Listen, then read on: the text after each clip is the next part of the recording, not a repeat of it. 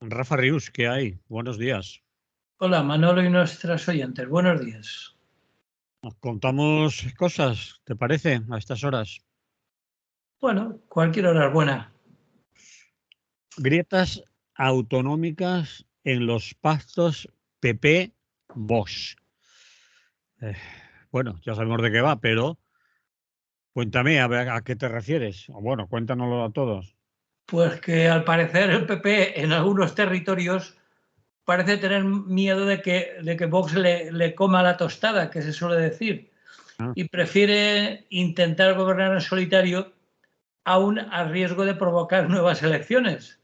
Y en el convencimiento de que aunque forme gobierno en minoría, en momentos puntuales Vox la apoyará para que la izquierda pues, no se salga con la suya. Por lo tanto, piensa que le va a salir gratis. De momento, la historia se centra en Extremadura y Murcia, de momento.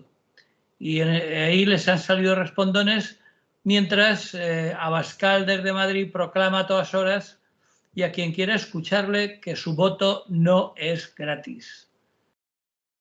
Así que, bueno, así están las cosas de momento. En Extremadura, la última noticia es que Unidas por Extremadura, sí, es decir, Unidas Podemos Extremeña, sí, ofrece un pacto de gobierno a Fernández Vara pero para no, apoyar. no llega, no le llega, por No le mucho. llega, pero bueno, que queda muy bien. En Vale. cualquier caso, Fernández Vara todavía no ha contestado, está viéndolas venir a ver qué pasa. De todas formas, Unidas por Extremadura ya ha dicho que no le van a pedir entrar en el gobierno, que los sillones no son ahora una prioridad, pero el problema es el que tú decías, que juntos no suma la mayoría. Por lo menos necesitarían al menos la abstención de PP o de Vox, lo cual no es probable que se produzca. Por otro lado, Guardiola, no el entrenador que acaba de ganar la Champions, No, sino la líder del PP extremeño, sí, que tiene el mismo apellido, sigue empeñada en poner lo que se llama un cordón sanitario, igual que ha sucedido en otros países de Europa, a lo que el indignado líder de Vox en Extremadura contesta que las declaraciones de Guardiola parecen de extrema izquierda. joder. Yo llamar al PP de extrema izquierda parece que se ha pasado unos cuantos pueblos, pero bien, eso dice él. Por su parte, Fernández Vara, desde el PSOE, pues bueno, ya digo que está de momento a verlas venir.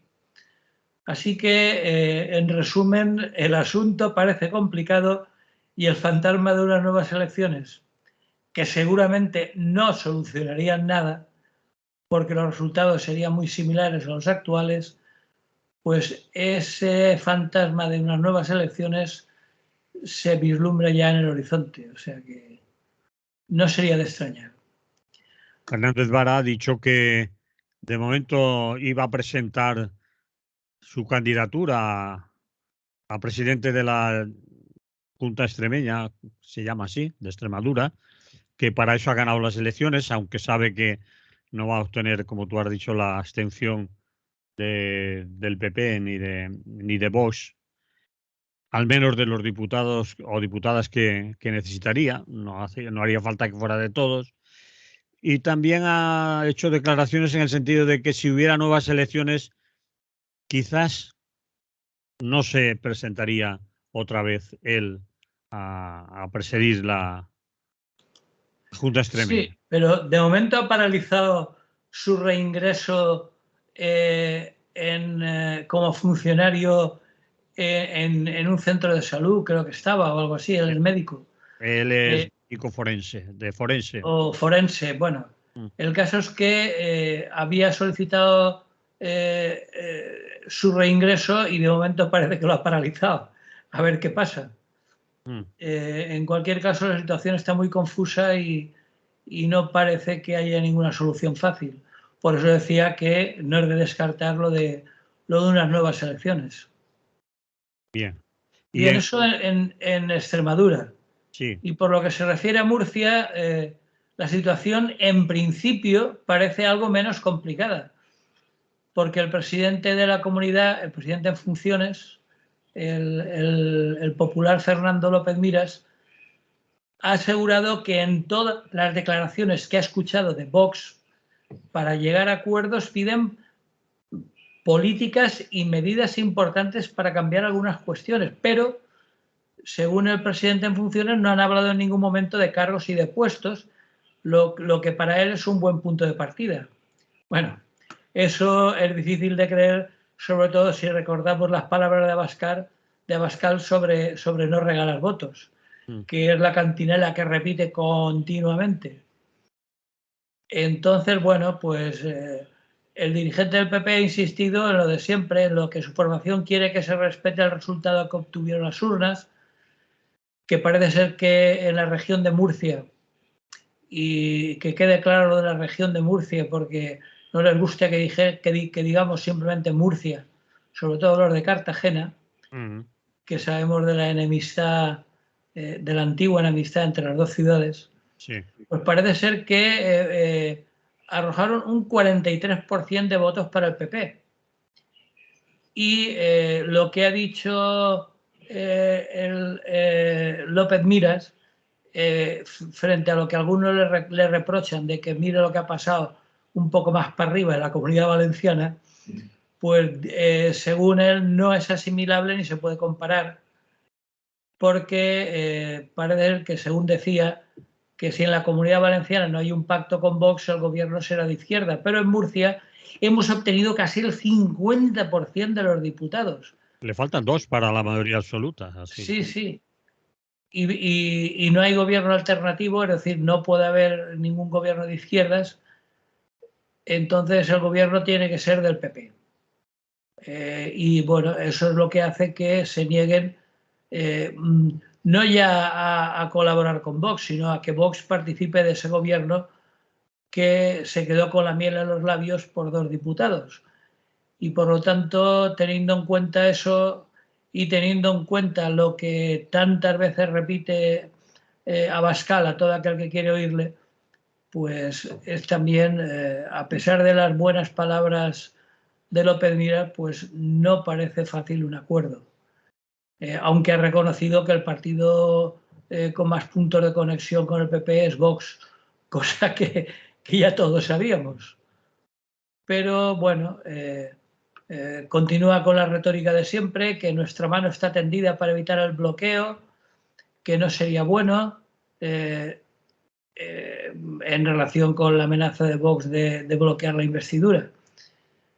Así que, a pesar de que el presidente en funciones ha advertido que en lo que de él dependa no habrá bloqueo ni repetición electoral, no es de descartar ni mucho menos que aquí también se pueda prever una repetición electoral. En fin, ya veremos. En cualquier caso, lo citaba o lo comentaba porque es curioso y algo de alguna manera inesperado. Es decir, más allá de la cantinela de siempre, de que en cada autonomía hay una situación diferente, pero se daba por hecho que los pactos PP-Vox al estilo de Andalucía pues estaban más que garantizados. Y por eso para muchos, entre ellos yo, ha resultado una sorpresa relativa, pero una sorpresa al fin y al cabo, ¿no? Bien, después quedan algunas cosas más por ahí. Bueno, lo de Baleares, han obtenido la presidencia del Parlamento en Baleares, ¿no? Los de Vox, y el señor presidente de la... allí no sé cómo se llama. El Parlamento. Parlamento.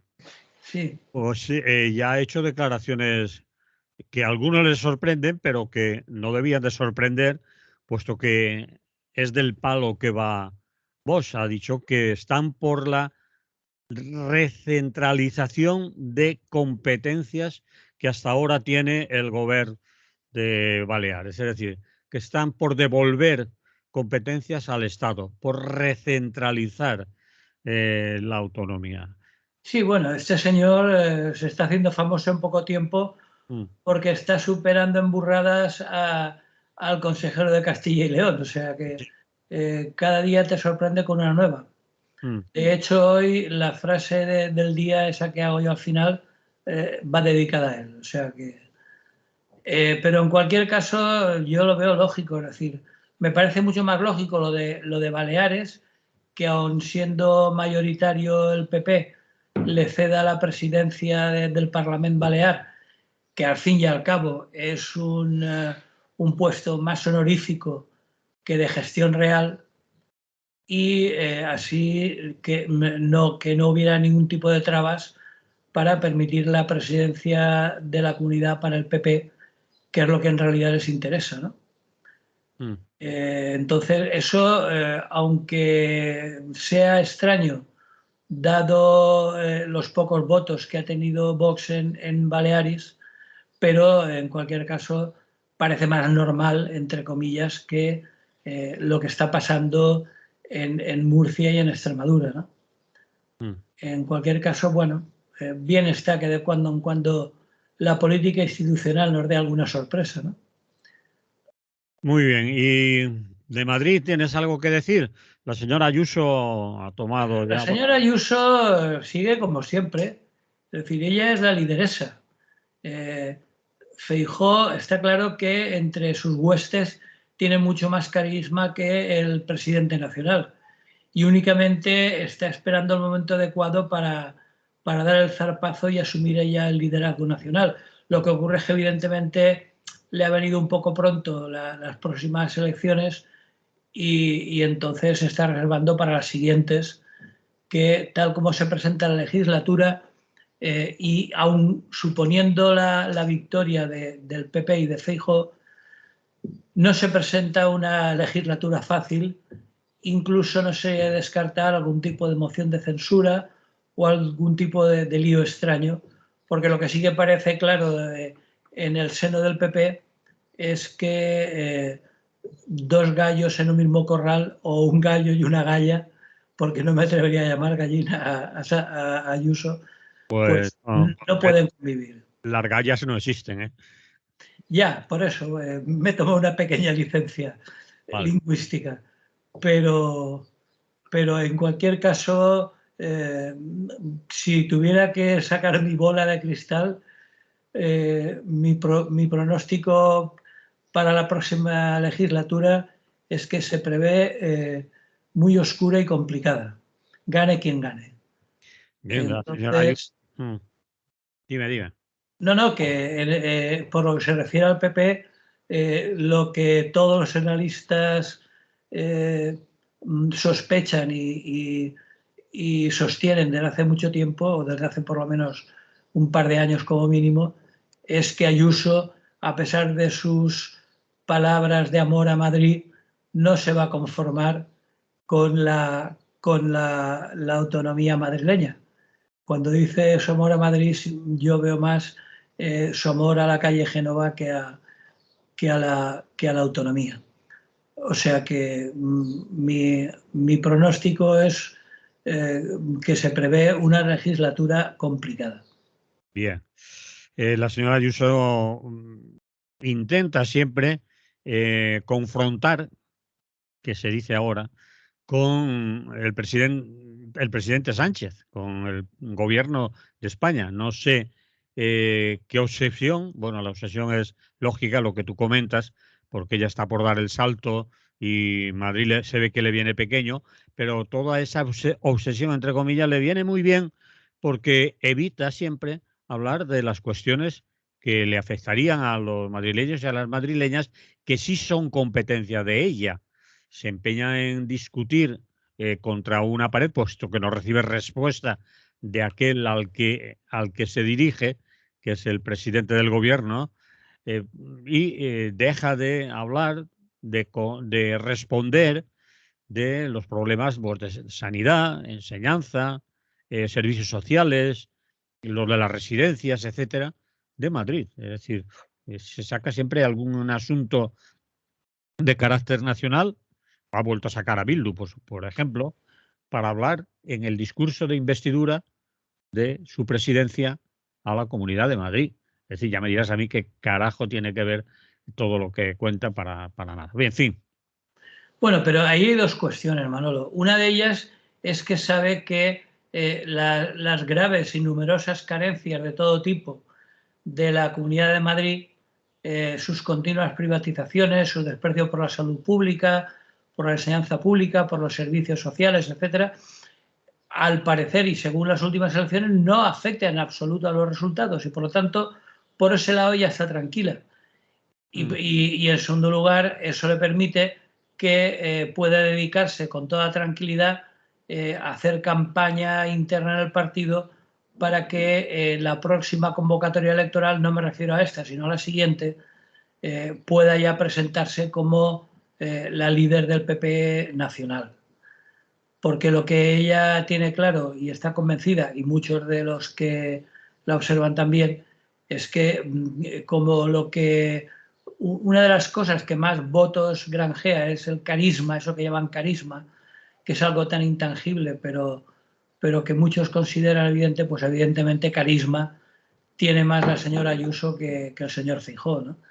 Por lo tanto, ella ya está de campaña electoral interna, ya está de primarias del PP y por eso continuamente, de hecho, yo muy pocas veces la he oído hablar de los problemas de la Comunidad de Madrid. Como tú decías, siempre que habla, aunque sea dentro de la comunidad y en un acto como el de investidura, su punto de referencia es siempre el Estado y no la comunidad. Y es por eso, porque ella ya está de primarias internas y haciendo campaña para ser ella la próxima. Muy bien. Bien, pues bueno, había cosas que destacar a lo mejor de su discurso, ¿no? Como que ha dejado caer una frase que han destacado algunos medios, algunos comentaristas, la frase de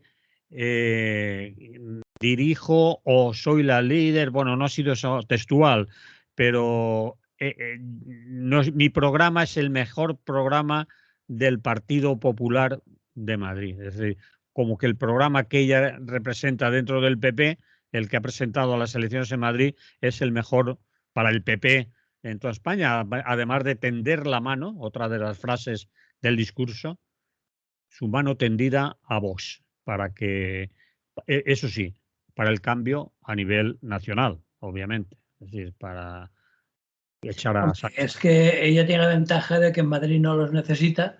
Sí. Y lo de que lo primero que comentabas, de que ella tiene claro que es la mejor de las mejores y que se quiere mucho y que tiene un pequeño problema de narcisismo hipertrofiado, pero está claro que lo está diciendo también en clave interna, es decir que el suyo es el mejor significa quitarle valor al programa que tímidamente ha presentado Feijóo estos últimos días desde el punto de vista nacional, ¿no?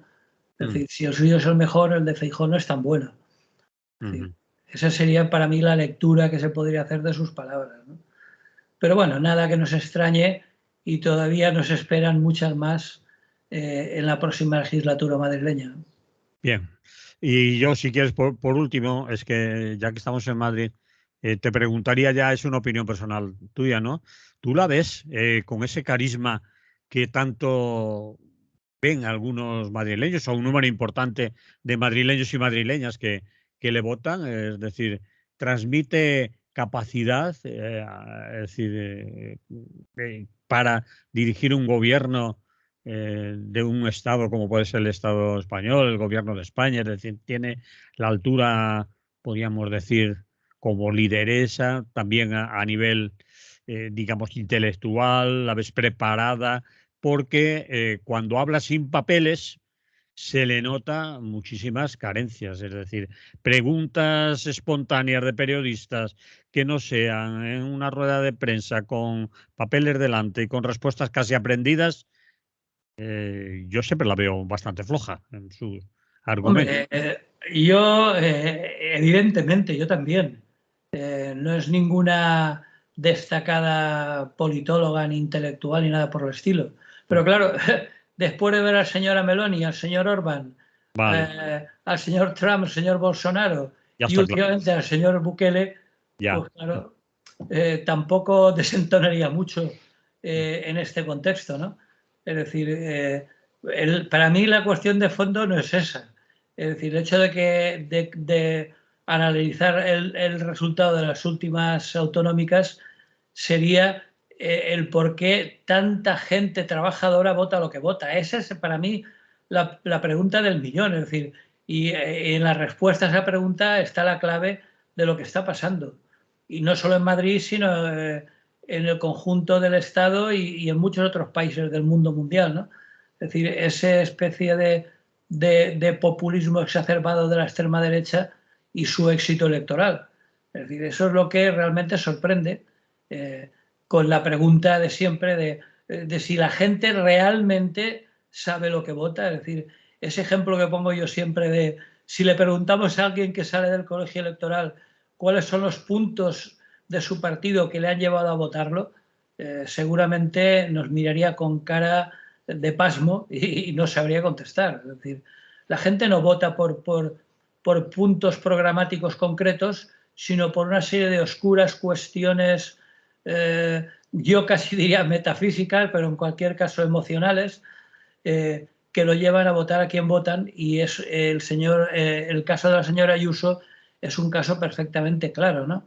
Es decir, que el antiguamente llamado Cinturón Rojo de Madrid, con todos los pueblos o ciudades que hay alrededor, fuertemente industrializadas y con una larga tradición de izquierdas parlamentarias, en tiempos el PC y luego el PSOE, etcétera.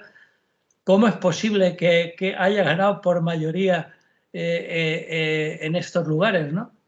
Pues esa es la pregunta y esa es la investigación que los politólogos, que las personas que se dedican al análisis político, se estarán preguntando y deberían de continuar preguntándose, porque para mí ahí está el quid de la cuestión, vamos. Bueno, ¿algo más que añadir sobre este punto o pasamos al siguiente? No, pasamos al siguiente porque tiempo tendremos de volver sobre él. Muy bien, pues nos vamos a Argentina, el año electoral y la inflación.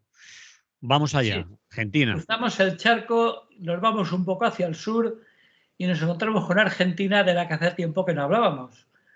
Porque el año 2023 es un año histórico para la política argentina. Es año electoral en el que no solo se cumplen 40 años de la restauración de la democracia, es decir, 40 años del fin de la dictadura militar, cuando en diciembre del 83 asumió la presidencia el líder del Partido Radical, Raúl Alfonsín, si nos acordamos. Alfonsín, está tu papá, ¿os acordáis del chiste de tan malo? Bueno, yo no lo sé, pero sí. Sí, bueno. A ver. ¿Quién es usted? Soy Alfonsín, pues dile a tu papá que se ponga. Bueno, chistes malos aparte, hace 40 años que subió... Me ha costado pillarlo, yo soy muy... Vale, sigue. Era muy malo, no importa. Vale. Hace 40 años que subió Raúl Alfonsín al poder. Por cierto, un partido que en aquel momento, tras la dictadura, tenía mucho predicamento, que era el Partido Radical, pero que ahora está prácticamente desaparecido debajo de ese peronismo en Argentina, ese peronismo que no cesa, ¿no?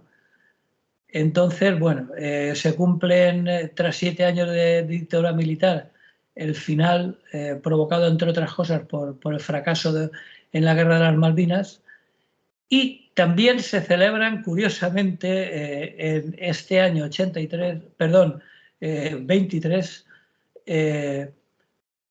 los 20 años desde que Néstor Kirchner se proclamó presidente, después de una tormenta económica y política que había visto pasar a 5 presidentes en 4 años durante el llamado Corralito.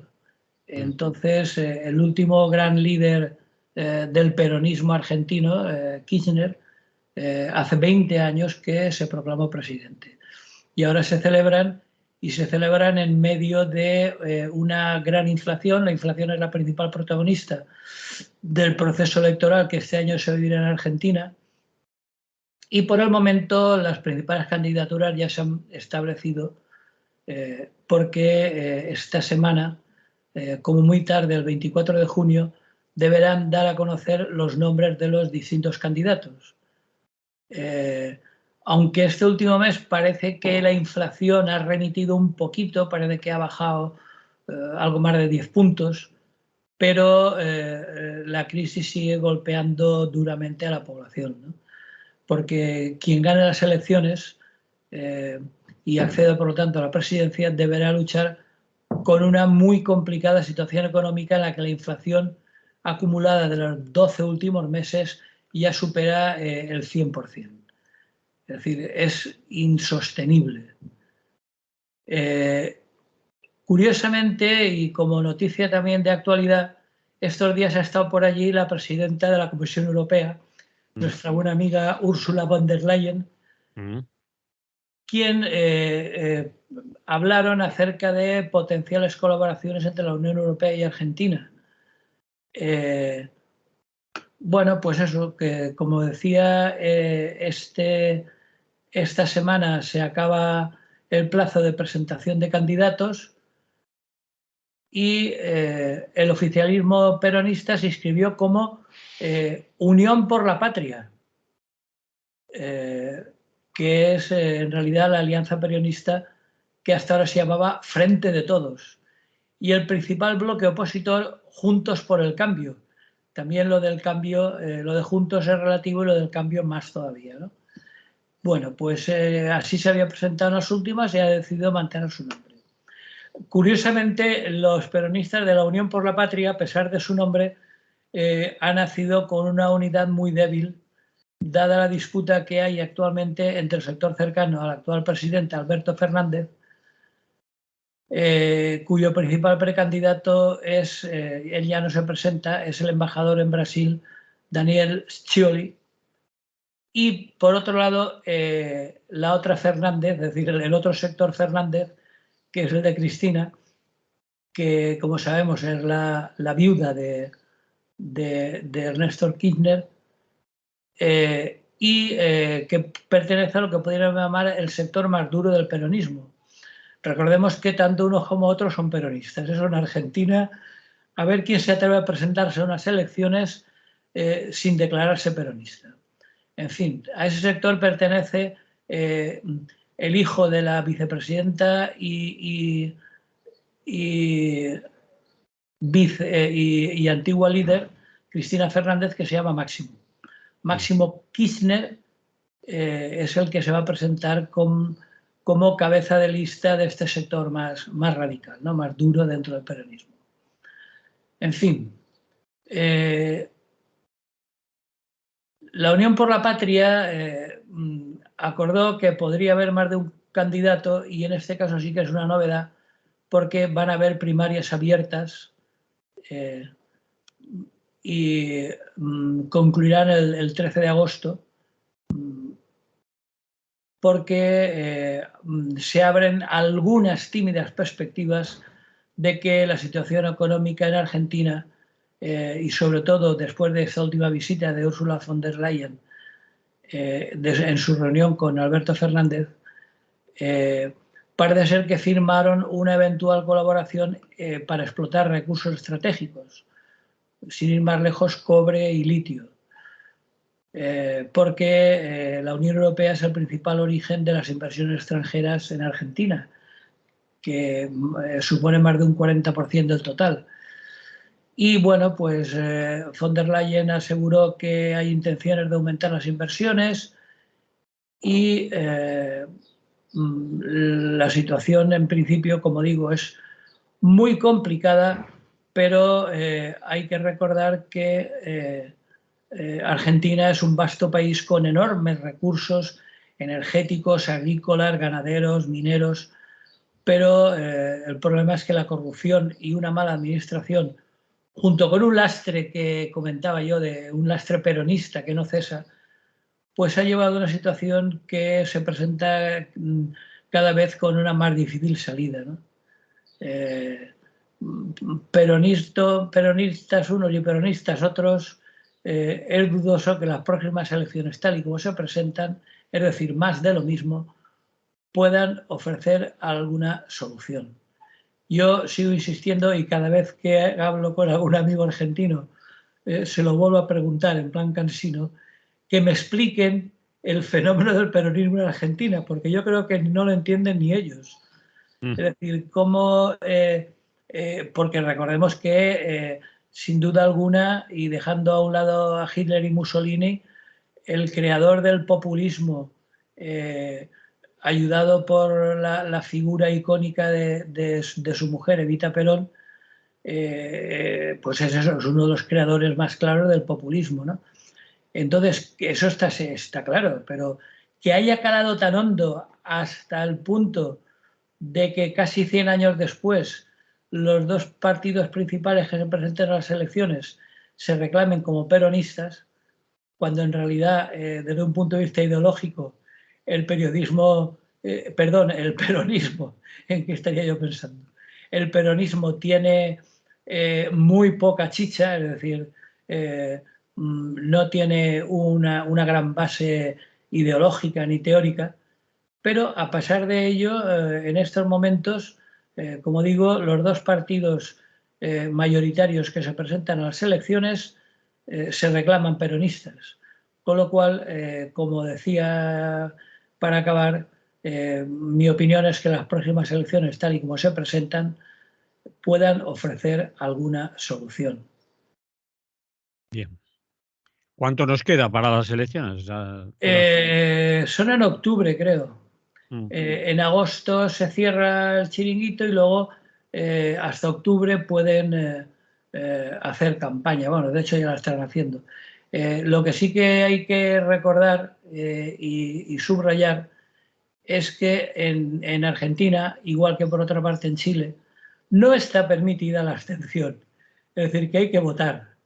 Yo recuerdo como anécdota a algunos amigos argentinos abstencionistas que tenías que irte, creo que no sé recordar, creo que a más de 400 kilómetros y con una buena coartada, a más de 400 kilómetros de tu lugar de empadronamiento para poder justificar tu abstención. Si te quedas en casa o estás cerca, tienes que ir a votar sí o sí. Por supuesto, es una chorrada absoluta porque siempre puedes votar en blanco o votar a Mickey Mouse, ¿no? Sí. Pero vamos, a pesar de ello siguen siendo obligatorias. Muy bien, pues ahí dejamos Argentina, ¿te parece? Me parece. No nos vamos demasiado lejos, seguimos en el continente, ¿no? Bueno, lejos, sí. Bueno, es lejos, pero Las distancias son enormes. son enormes, es cierto. Del cono sur a Centroamérica hay unos cuantos kilómetros. Pues nos vamos a Centroamérica y vamos a hablar otra vez de Bukele, ¿no? Sí, no hace mucho hablamos de él, pero ha vuelto a hacer otra y entonces, bueno, siempre da para comentar la actualidad, ¿no? Pues ¿cuál es la última bukelada? Bueno, yo lo califiqué de bukelada porque en El Salvador el presidente Bukele, tras escoger el Bitcoin como moneda oficial, que ya lo comentamos, tras inaugurar una macrocárcel para 40.000 presos y prolongar el estado de excepción que lleva ya más de un año, de momento, porque todavía sigue, ahora le ha dado por elaborar una nueva ley por la que reduce los municipios del país. Y no de cualquier manera. El mapa administrativo de El Salvador va a cambiar de forma drástica los actuales 262 municipios que se agruparán en solo 44. Es decir, se quedan en una sexta parte. Sí. ¿Y por qué nos diremos 44 y no 32 o 56? Pues porque así lo decidió Bukele, es decir, sin consultar a nadie, ni por supuesto mucho menos a las personas afectadas. Es decir, ni hay un estudio técnico con el que se haya explicado los motivos por los que habría que hacer 44, ni cuáles de los actuales permanecen y cuáles no. En fin, el presidente Bukele ratificó la Ley Especial de Reestructuración Municipal esta misma semana. Y un día después de que 67 de 84 diputados la aprobaran tras el correspondiente debate. Es decir, que como vemos, hablábamos en su día de las nuevas formas de populismo, en concreto de Bukele, y de cómo tenía una mayoría absoluta en un país tan depauperado y con tantísimos problemas como El Salvador, ¿no? Si alguien quiere horrorizarse y dejarse de películas de terror y ver la realidad, que es mucho más dura, que busque en internet prisiones de El Salvador y verá imágenes absolutamente terroríficas de total falta de respeto a cualquier forma de derechos humanos, con presos amontonados, humillados, arrodillados y amontonados. Bueno, pues con las cosas así en Salvador no se le ocurre otra medida más urgente que reducir los municipios a 44. Quedarán 44 alcaldes, que es una cifra considerablemente menor que los 3.000 actuales. Ellos, bueno, Bukele y sus partidarios han defendido la ley con argumentos como que 262 alcaldías son demasiadas para un país como El Salvador, que recordemos que tiene 6,5 millones de habitantes y 21.000 kilómetros cuadrados de extensión. Pues bueno, es cierto que posiblemente fuera necesaria una reestructuración, pero no con la arbitrariedad con la que la han hecho y sobre todo sin consultar para nada a las personas afectadas. Es decir, tú eres de tal pueblo, no, ahora ya no eres de tal pueblo, ahora eres del que yo te diga. Bueno, es algo absolutamente absurdo y sin sentido, ¿no? No, ya digo, no por la reducción, que posiblemente desde un punto de vista burocrático facilitaría algunas cosas, sino por la manera tan salvaje como lo han hecho.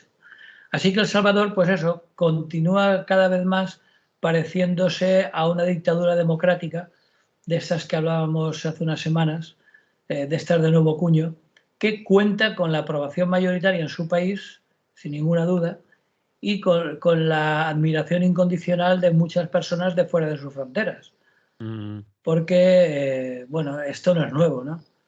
Ha seguido el ejemplo de Hitler en Alemania, que recordemos que en el año 33 derrotó a la República de Weimar y llegó al poder en unas elecciones legislativas relativamente libres, porque no olvidemos que ya tenía a sus juventudes dando palos por allí, pero bueno, en principio fue una elección democrática para acto seguido olvidarse de mandangas democráticas e imponer una dictadura, ¿no?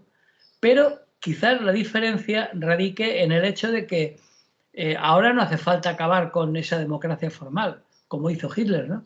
Ahora han controlado de tal forma los medios de comunicación, entiéndase, comunicación, manipulación, y los mecanismos electorales, que se pueden permitir el lujo de respetar las exigencias formales de la democracia parlamentaria, sabiendo que teniendo controlados estos dos elementos, es decir, los medios de comunicación y los mecanismos electorales, pues el éxito está garantizado y no tienen ni siquiera que, pues eso, romper la baraja y acabar con esa forma democrática porque no les molesta en absoluto.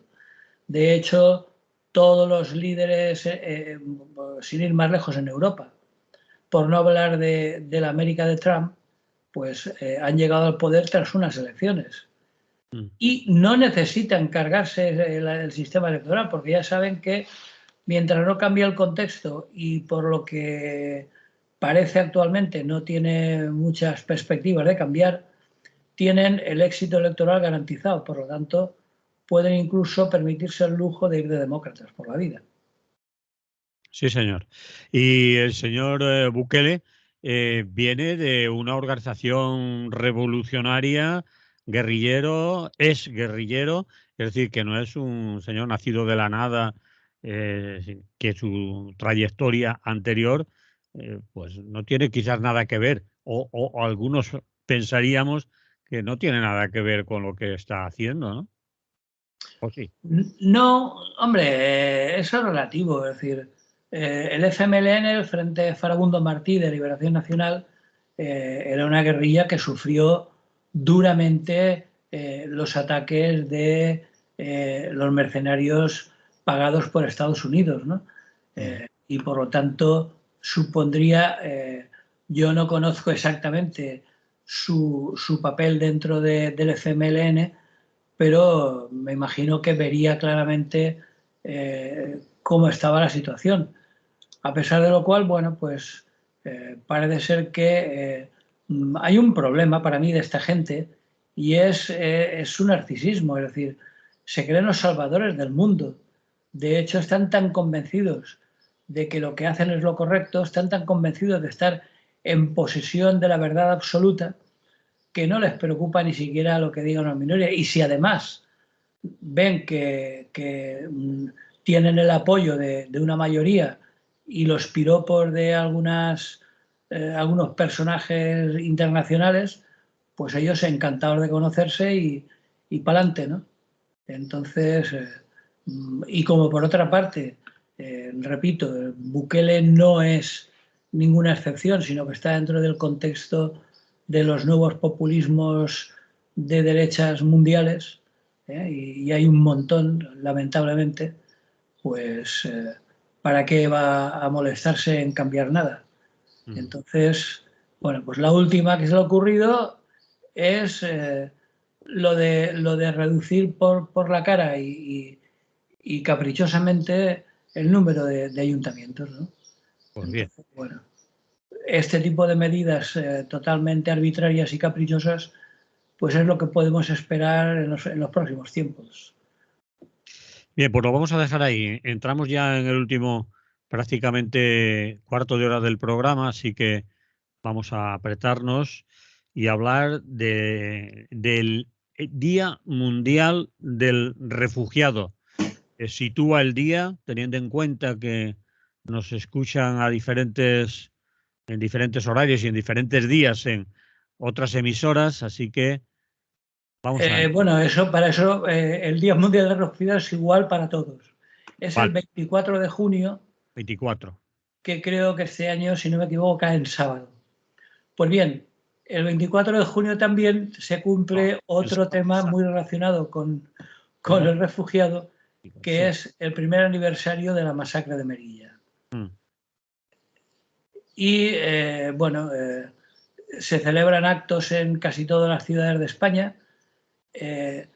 Y en España, perdón, en Valencia, la quedada es delante de la explanada, delante del reloj del puerto de Valencia, Mm. el día 24 sábado a partir de las 6:30 de la tarde.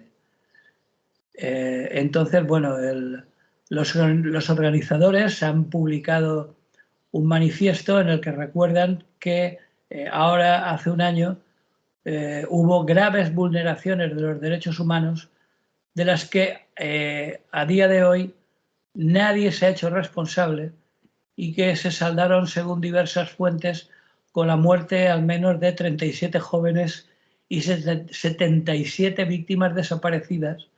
Recordemos que el término desaparecidos es un eufemismo porque posiblemente la mayoría, si no todas, habrán fallecido, así como cientos de víctimas de torturas, por supuesto denegación de auxilio y un trato cruel y degradante.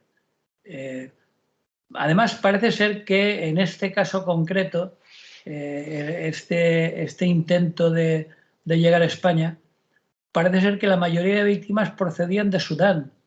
Hace algunas semanas también hablamos del tema de Sudán. Sudán del Norte, Sudán del Sur, las regiones independentistas, en fin.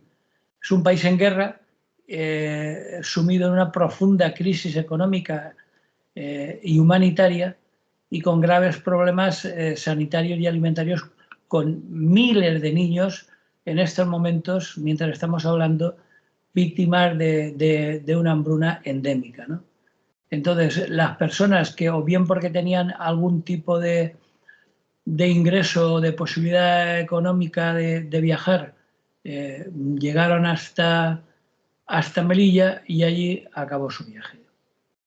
En fin, recuerdo... y bueno, y por cierto, aquí tampoco se habla mucho de ese aniversario, parece que es un tema tabú, porque aquí lo que importa parece ser que es quién ganará las próximas elecciones, y Sudán queda muy lejos.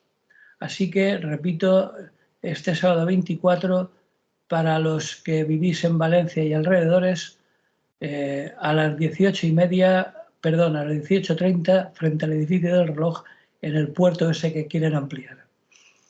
Muy bien. Y Bien. vamos para... ¿Quiere decir algo más sobre el Día del Refugiado? ¿O? Sí, sí, porque, bueno, esto es una cosa concreta. Es que es curioso que ha Sí, coincidido. No creo que la ONU o que ACNUR, que es, como sabemos, el organismo de la ONU dedicado a los refugiados, haya puesto la fecha del día 24 de junio pensando en Melilla. O sí, nunca se sabe.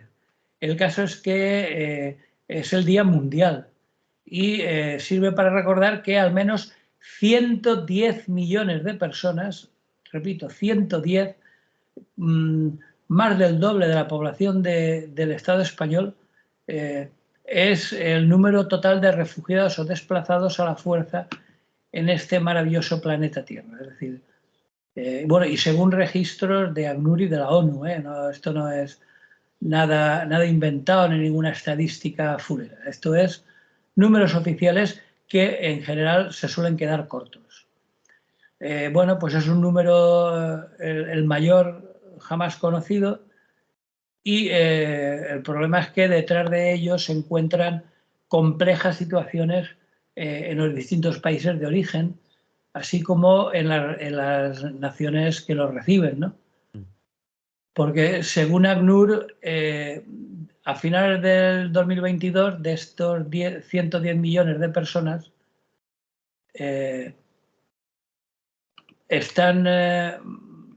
tienen un montón de orígenes diversos para sus desplazamientos, ¿no? Normalmente suelen ser personas perseguidas en sus países. El conflicto que suelen tener, por ejemplo, el caso que comentamos de Sudán, las continuas violaciones de los derechos humanos o simples alteraciones del orden público que les obligan a huir, ¿no? Ha habido un aumento de cerca de una cuarta parte más, y cerca de un 25% con respecto al mismo periodo del año anterior, de 2021, y la tendencia pues sigue en alza si tenemos en cuenta el conflicto de Sudán del que hablábamos o simplemente en medio de la guerra en Ucrania, ¿no? Entonces, hablando de Ucrania, por ejemplo, por poner un caso, más de 8 millones de personas han abandonado Ucrania, la mayoría mujeres y niños, claro, porque los hombres tienen que quedar a guerrear.